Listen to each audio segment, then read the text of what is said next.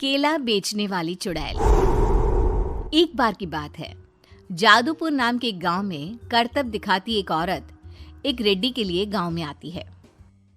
आइए आइए मेहरबान कदरदान, खाइए रोहड़ा के ताजे ताजे केले। कभी खाए नहीं होंगे ऐसे केले, पीले पीले केले खाइए।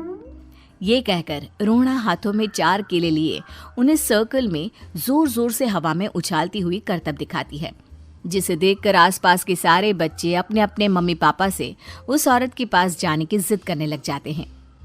पापा, ऐसा तो सर्कस में बॉल से होता है ना, ये आंटी तो केले से कर रही है। चलिए ना पापा, देखते हैं।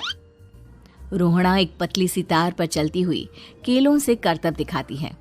आते जाते सभी लोग बाहर रुककर उसके करतब देखते हैं और वाह वाही करते नहीं थकते।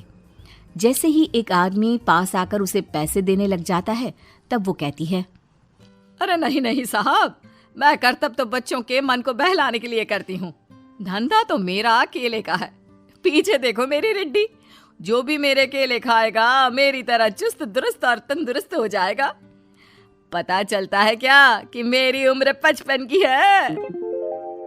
अरे पर ऐसे ठंड के मौसम में कोई केला क्यों खाएगा? ये ऐसे वैसे केले नहीं है साहब, ये शरीर में गर्मी देते हैं। ठंड को दूर भगाए जो भी रोहिणा के केले खाए।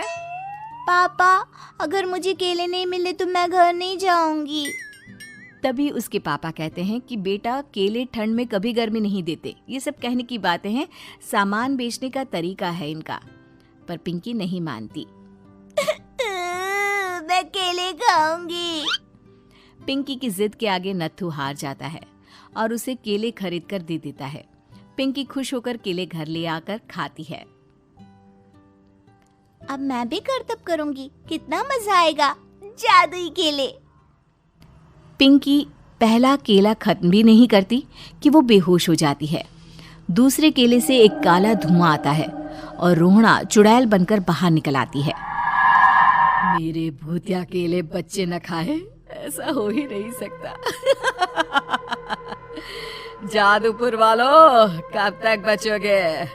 आ गई हूँ मैं रोहड़ा, जिसका कोई नहीं कर सकता सामना। रोहड़ा पिंकी को गोद में उठाकर काले धुएं में कहीं गायब हो जाती है। शाम के वक्त नत्थू घर लौटता है और पिंकी को घर में ना पाकर उसकी माँ से कहता है, माँ पिंकी कहाँ है?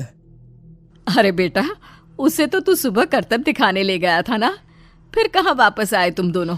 मुझे लगा तू उसे अपने साथ मंडी ले गया होगा। हे भगवान, मेरी बच्ची कहाँ गई? मैं उसे घर ही तो छोड़कर गया था माँ। नत्थू गांव के घर कोने में अपनी बेटी को ढूंढता है, पर उसे वो कहीं नहीं मिलती। परेशान होकर आखिर रो रो कर नत्थू हिम्मत हार कर घर लौट आता है। अगली सुबह रोहड़ा फिर से करतब दिखाने आती है और इस बार पिंकी की तरह रोनी केले खरीद लेता है। 50 रुपए दिए थे पापा ने, सारे पैसों की मैंने केले खरीद लिए हैं। अब मैं भी आंटी की तरह ही करतबबाज बन जाऊंगा। यही सोचते हुए रोनी केले खाता है और पहला अकेला केला आधा खत्म भी नहीं करता कि चुड़ैल उसके सामने आ जाती है। मेरे साथ चलने का समय आ गया है रोनी। ये तो बस शुरुआत है। अब इस गांव के सारे बच्चे धीरे धीरे मेरे कब्जे में होंगे, एक बच्चा भी नहीं बचेगा। ये कहकर रोना रोनी को गोद में लेकर काले धुएं में अदृश्य हो जाती है। इसके बाद हर रोज गांव में से कोई ना कोई बच्चा गायब होता, पर ऐसा क्यों हो रहा है किसी को भी समझ में नहीं आ पा रहा था। रोज की तरह अपनी बेटी पिंकी की तलाश में नत्थू गांव के एक तालाब के पास बैठा रो रहा था। कहाँ गई मेरी पिंकी? शकुंतला के जाने के बाद एक वही तो मेरा सहारा थी। अरे उसकी आत्मा कोस रही होगी मुझे कि मैं अपनी बच्ची को संभाल भी नहीं पाया। नत्थू ये कहता हुआ रो ही रहा था कि तभी तालाब में से उसे शकुंतला की आवाज सुनाई देती है। कहाँ थी तुम शकुंतला? हमारी बच्ची और सारे गायब हुए बच्चे रोहड़ा के कब्जे में हैं। वो बच्चों को जो केले देती है उससे बच्चे बेहोश हो जाते हैं और उसके कब्जे में आ जाते हैं और वो उन्हें ले जाकर काली दुनिया में ले जाती है। पर वो ऐसा क्यों कर रही है? ये मैं नहीं जानती, पर उस दुनिया का रास्ता मैं आपको बता सकती हूँ। जहां ये नदी खत्म होती है वहां एक केले का पेड़ है, उसके नीचे एक दरवाजा है, वहीं से रास्ता जाता है उस दुनिया का। ये कहकर शकुंतला की आत्मा गायब हो जाती है। गांव के सभी लोग झुंड बनाकर उसी रास्ते से काली दुनिया में चले जाते हैं और वहां देखते हैं कि सारे बच्चे वहां काम कर रहे थे। पापा मुझे ले चलो यहाँ से। पापा पापा। सभी बच्चे अपने मम्मी पापा से लिपट जाते हैं।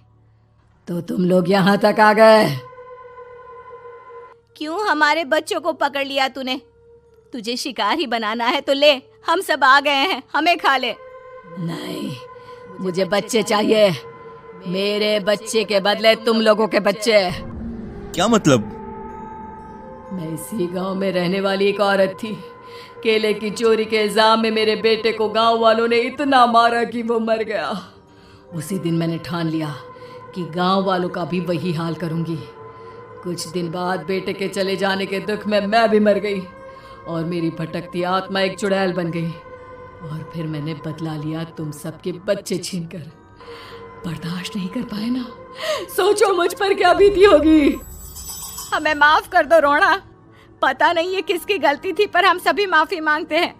हमारी खुशियां लौटा दो, तुम भी तो एक माँ हो। गांव वालों की बात सुनकर रोना का मन पिघल जाता है और वो बच्चों को छोड़ देती है। उसके बाद काली दुनिया बच्चों के लिए जादुई दुनिया बन जाती है। अब कोई भी कभी भी वहां आ जा सकता था। उम्मीद है कि आपको हमारी ये कहानी पसंद आई होगी। कृपया हमारे चैनल को सब्सक्राइब करें और सभी अपडेट्स के लिए बेल आइकन जरूर क्लिक करें। और हाँ, वीडियो लाइक और शेयर करना मत भूलिएगा। Bye bye.